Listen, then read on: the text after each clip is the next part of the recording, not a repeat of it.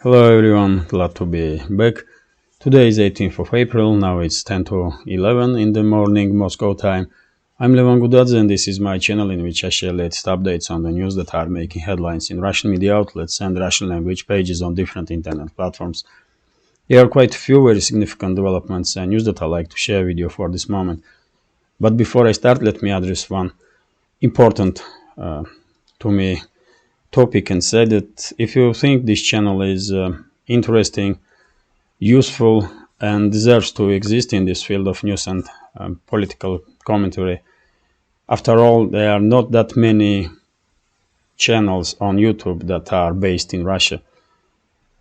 So if you think this channel should exist, then please consider to support with small donation through PayPal or subscribe to my Patreon page. You will see links under this video in the description box. And when it comes to Patreon, I will say to Patreon subscribers that after I will upload this update, I will make video for Patreon also.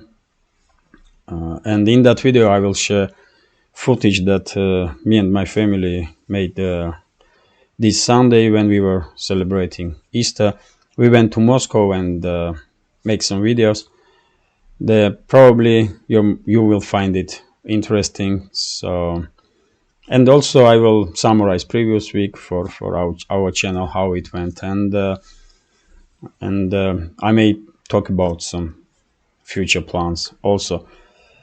So that's been said, let's talk about news now, because as I said, plenty of interesting and significant developments and news. And I will start with this report from RIA Novosti news agency, according to which President of Russian Federation Vladimir Putin went to the front line.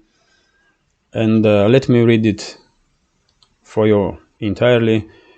So Russian President Vladimir Putin visited the headquarters of the Dnipro group of troops in the Kherson direction and the headquarters of the Vostok group of the National Guard in the LPR, Lugansk People's Republic. The press service of the head of the state reported. Vladimir Putin at the headquarters of the Dnipro group of troops in the Kherson region heard reports from the commander of the airborne forces, Colonel General Mikhail Teplitsky, the commander of the Dnipro group of troops, Colonel General Oleg Makarevich, and other military leaders. So let me show you on the map Kherson region. This is, by the way, Kherson region here. And of course, you all are familiar with the information that circulating in internet and media outlets for the last 2-3 months, maybe even more, that Zelensky's regime will conduct some large-scale counteroffensive in direction of Azov Sea. Not just media outlets, but also politicians did talk about it, especially in the West. I believe Washington and London basically are demanding from Zelensky and his henchmen to conduct such a counteroffensive, and I did share my opinion about this.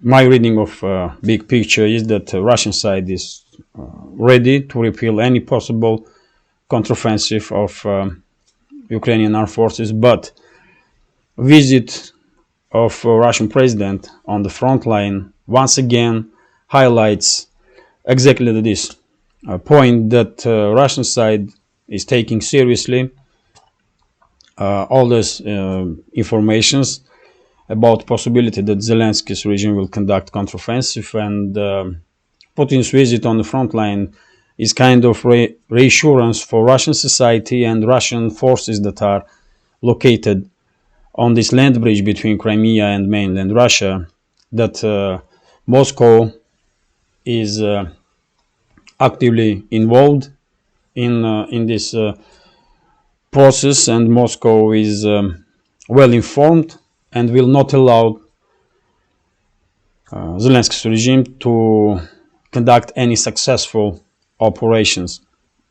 And I believe Russian society and Russian armed forces do need this kind of reinforcement, reassurance, especially after regrouping that happened in Kharkov region and after regrouping or retreat, you can call it however you like, after regrouping or retreat from right bank of Kherson region.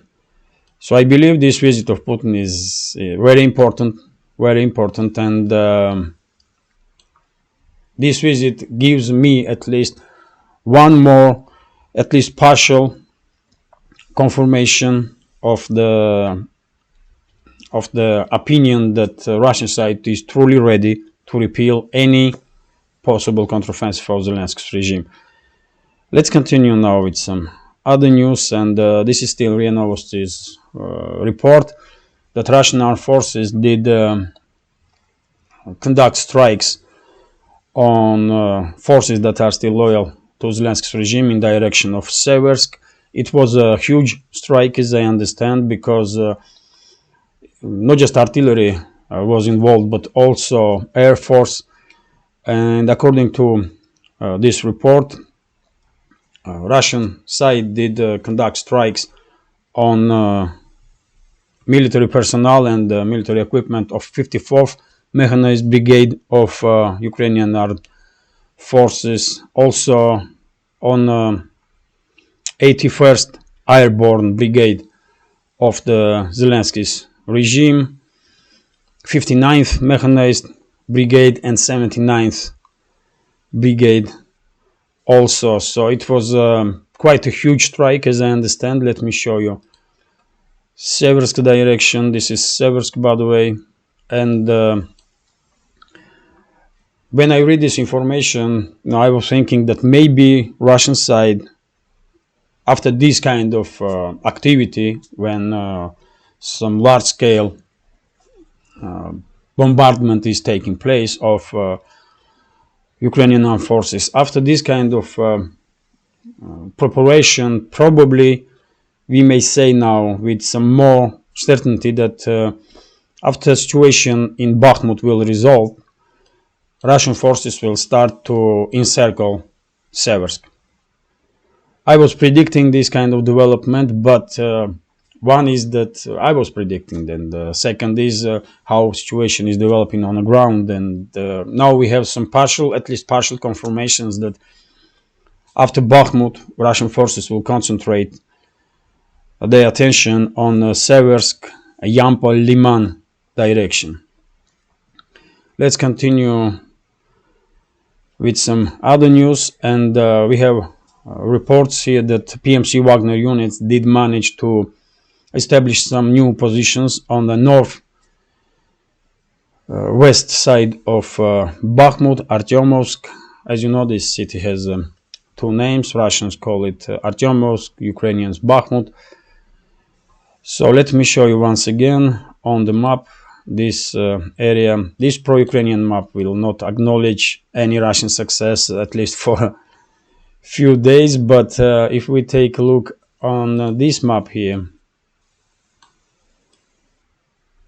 we can notice some changes. As you can see, this northern part is under full Russian control now. And if you take a look at these white dots, that's line of contact between the sides. Then we can see that PMC Wagner units did manage to establish control at least over the few blocks of this western part of the Bakhmut.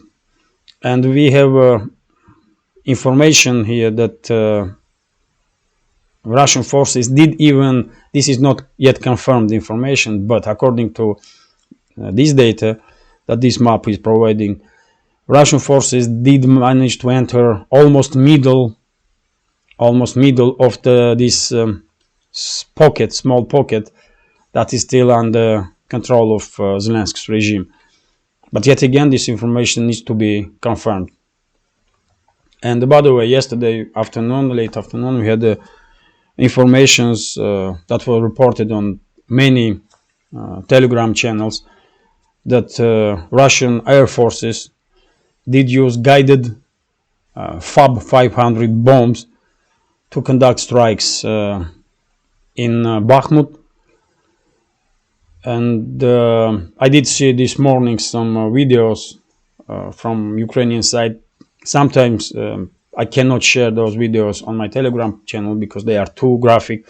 And on that video, one Ukrainian soldier was saying that from his battalion, only 19 people were left. He was crushed basically psychologically, and he was basically admitting that situation is extremely difficult, and that's why many experts are saying that it's anytime now we may see unorganized retreat of Bakhmut garrison in direction of Seversk in the panic mode, because only so much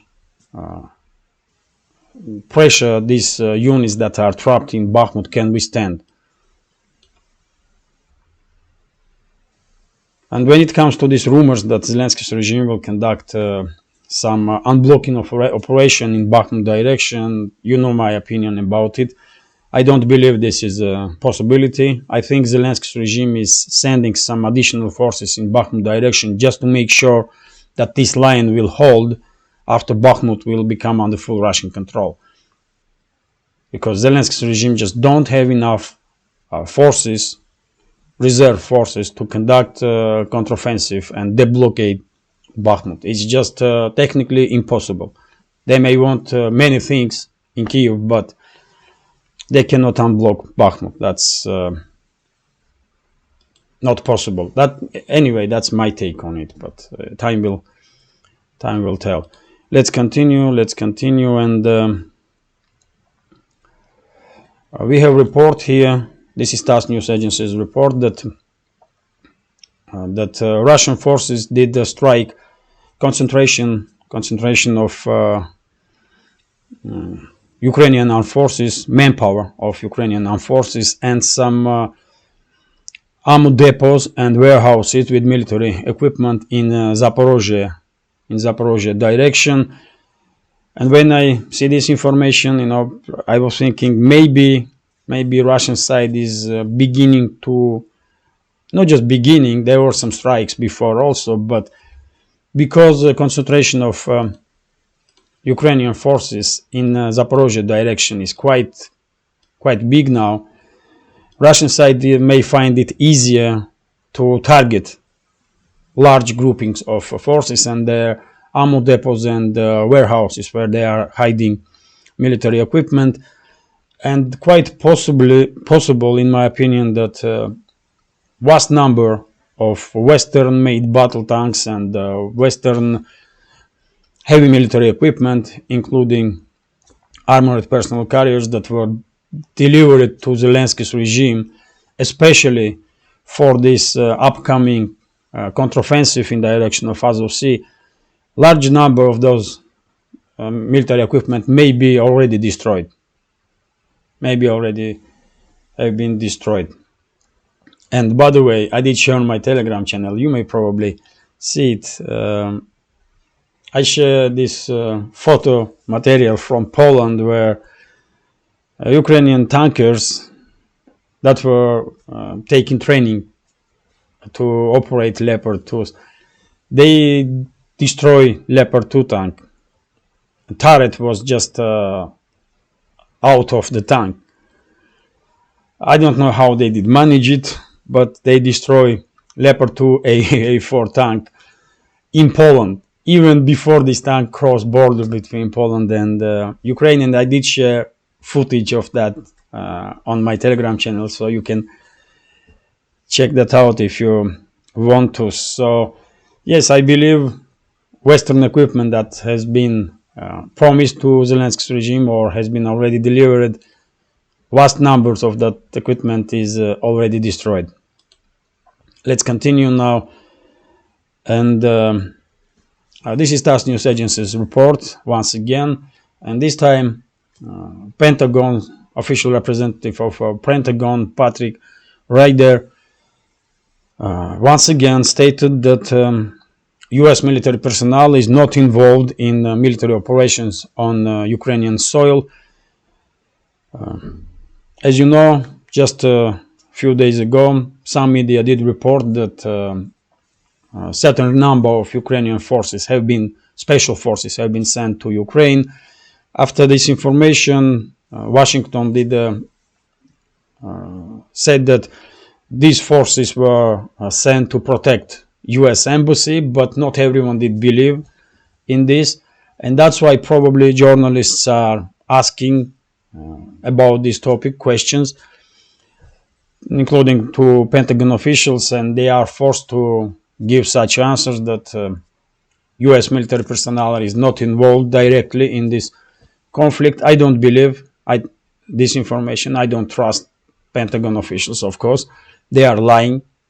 They are lying because we all know that U.S. is providing intelligence data at least to HIMARS operators. And I believe HIMARS operators are U.S. citizens, U.S. or NATO member states citizens. And I believe some special forces of U.S. are also operating on the ground. And after this conflict will end, probably we will learn about casualties that U.S. military did had in Ukraine. This information gonna be secret for a while, but after this conflict will end, we will probably learn some more about it. So, can Pentagon's officials be trusted on the statements that no U.S. soldiers are, no U.S. military personnel are involved in this conflict in Ukraine? My opinion is that they cannot be trusted. Let's continue with the news. And the press speaker of Russian President Dmitry Peskov did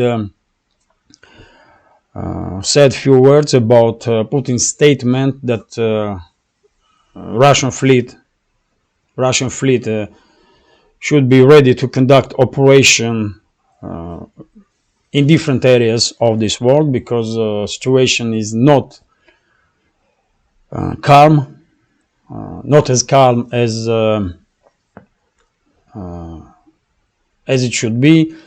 And Peskov was asked what Putin meant by this statement that Russian military fleet should be ready to conduct operation, not just when it comes to Ukrainian conflict. And that was his answer, that situation is difficult in many places in this world, and the Russian fleet should be ready to respond to any dangers that may occur. And when I read this information, my take on this was that right now Chinese defense minister is in Russia, and Putin made this statement about Russian fleet when he was when he has a meeting with Russian defense minister Shoigu.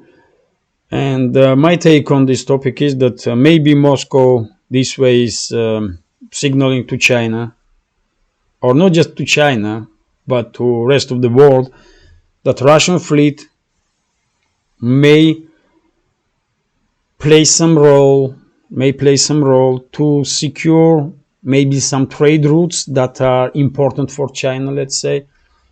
And first of all, I'm talking about, let me show you on the map. First of all, I'm talking about, of course, Persian Gulf and all this area from Persian Gulf to Pakistan, all this waterway. Maybe even Red Sea area. But yet again, when you read this kind of information, you automatically remembering in 1971 when Soviet Union then did send its fleet to help India, to protect India basically from collective West that was on the move to strike India. And that's why, when I see this information, I was thinking maybe this time Russia will try to somehow provide some support to China, because this trade route, this shipping route from Persian Gulf to Pakistan, at least to Pakistan, because this way China will have ways to receive some oil, necessary oil from Middle East, but also entire this trade route that goes through Indian Ocean up to Pacific. And as you know, China has good enough fleet to protect coastal lines, but Chinese fleet maybe not good enough yet to conduct some operations in the open sea, or they call it blue water fleet. So China may don't have strong enough blue water fleet now, but Russia does. So that's why, when I read this information, I was thinking it has something to do with China, man. And probably it does, but yet again, that's my guess. And yes, we will see. We will learn some more about it in coming months, especially because as you can see, situation around Taiwan is developing quite rapidly, and seems like Washington actively pushing Taiwan towards confrontation with China. And if Washington plans to provoke conflict between China and Taiwan in coming months, in the near future, it will not take too much attempts from Washington. They may provoke some shootout between the sides. They may, for example, they may force Taiwanese to open fire on a Chinese Navy vessel or airplane, and that's it. Conflict may erupt straight away.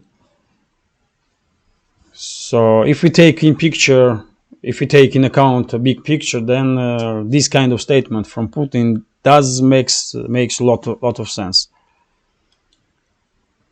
Let's continue now, and this is quite interesting. Also, Pentagon, for some strange reason, now talking about resources that are not unlimited, Pentagon's resources to support Ukraine. And this is Foreign Policy's report that officials in Pentagon now are talking about that resources may be, limited when it comes to Ukraine's support, and it's hard to tell what they mean by this, because for this moment they are sending one military aid package after another. They are and we are talking about billions and billions of dollars. But maybe with these kind of statements, Pentagon and Washington are trying to prepare ground for distancing themselves from Ukraine after this anticipated by many counteroffensive in direction of Azov Sea will fail, or after Zelensky will be forced out of the office, which is just a matter of time. But I'm quite sure these kind of statements that Washington or Pentagon's ability to support Zelensky's regime is not infinite.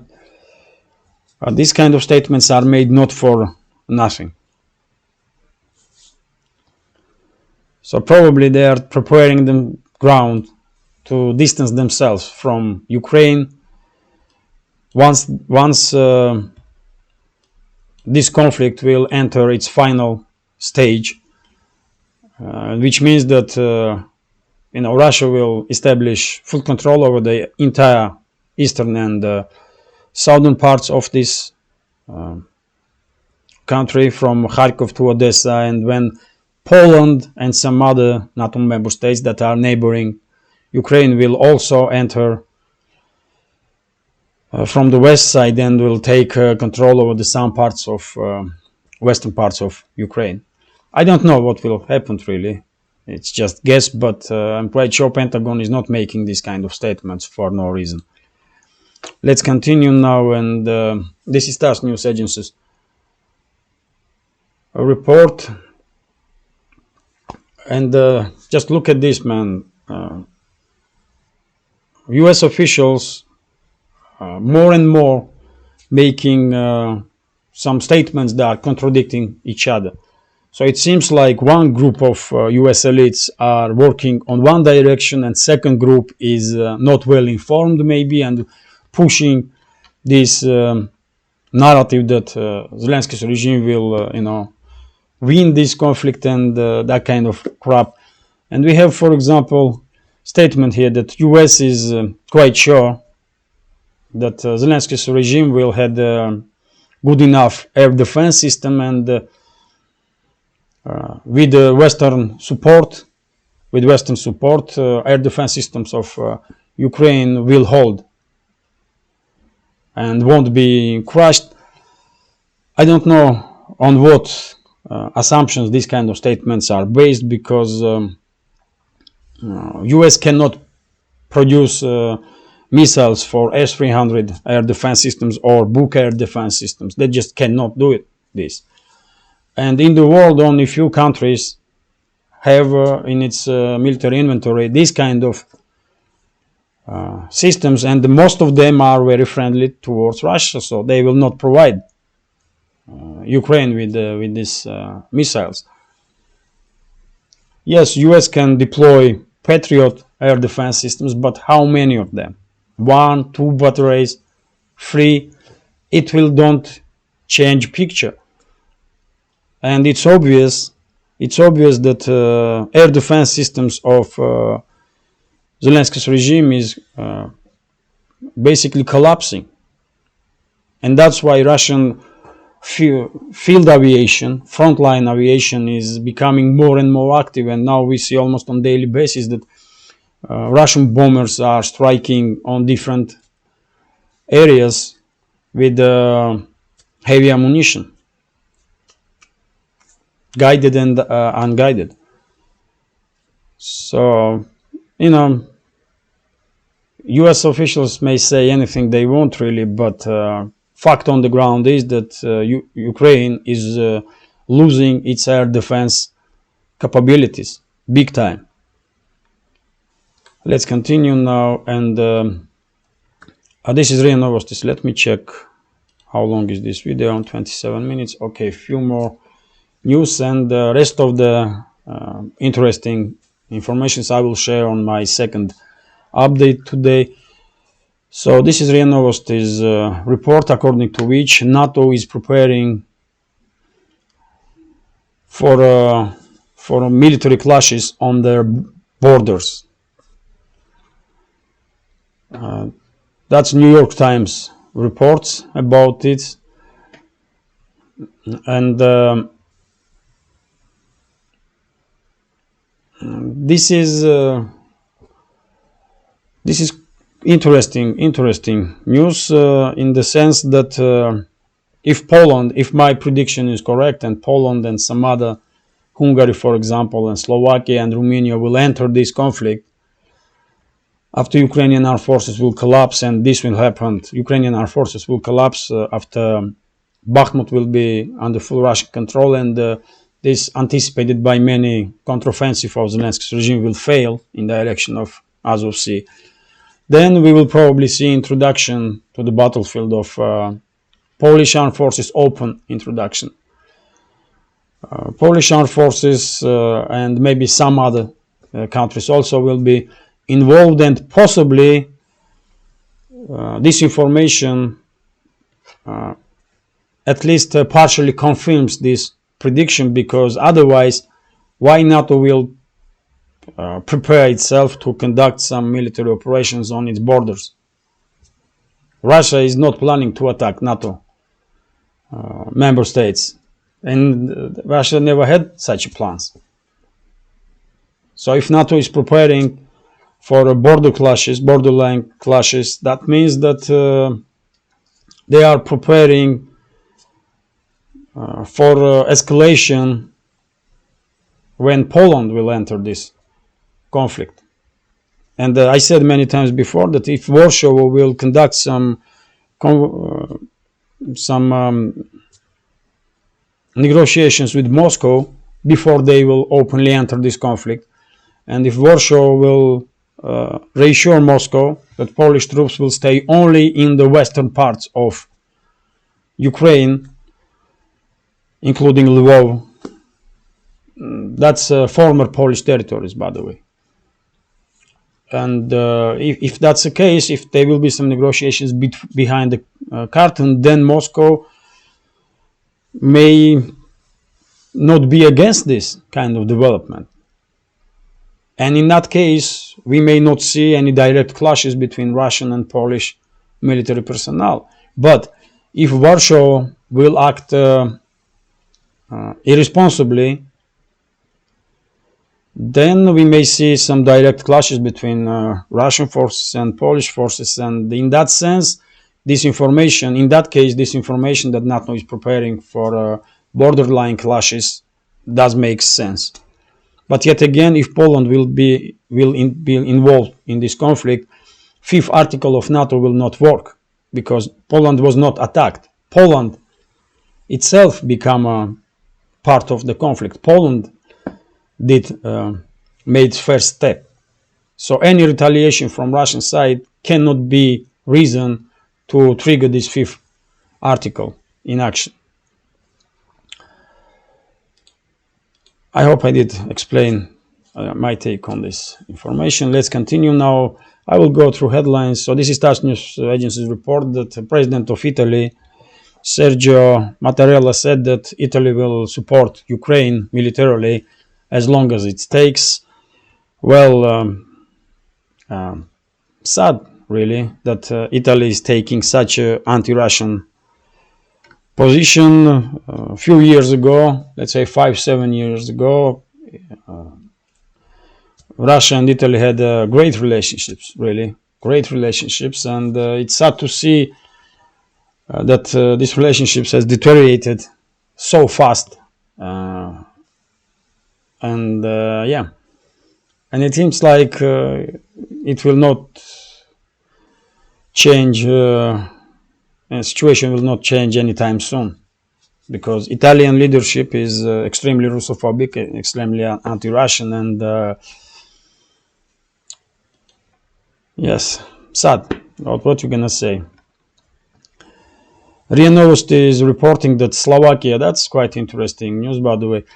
Slovakia is restricting imports of grain and some other agriculture products from Ukraine. Slovakia is not the first one. Same has been done by Hungary. Same has been done by Poland. And yesterday I did watch update from Alex Christoforou, and he had information in his update that Bulgaria is also on the way to restrict imports from Ukraine. So I mean, it's probably farmers of Eastern European states did finally manage to make some influence on the elites, because they had huge losses.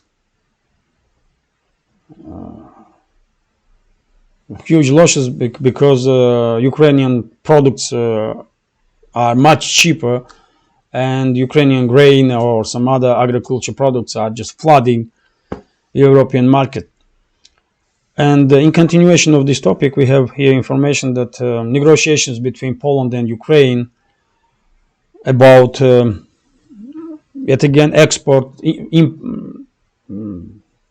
import of Ukrainian grain and agriculture, or even transit through Poland of that products is failed, because Poland is not happy with proposals from Ukrainian side. Once again, we are seeing that on political level, leaders of these extremely anti-Russian states like Slovakia or Poland, officially they are making one statements, but when it comes to real deal on the ground, they are distancing themselves from Ukraine, and in a rapid pace. Let's continue now, and This is quite interesting news. I will just read some headlines. Let me check. Oh, it's 35 minutes. So, okay, this is it for now. This is it for now. I will share some more updates on my second update today. So I hope you will find this video interesting, and if so, please hit that like button, leave some commentary about any topic you like, and if you can, please share links to my videos or my channel with your friends on Facebook, Twitter, Telegram, or any other platform that you are active on. Excuse me. It will greatly increase my chances to reach wider audience, and of course I'm going to be very grateful for this help. Have a nice day, take care, and see you soon.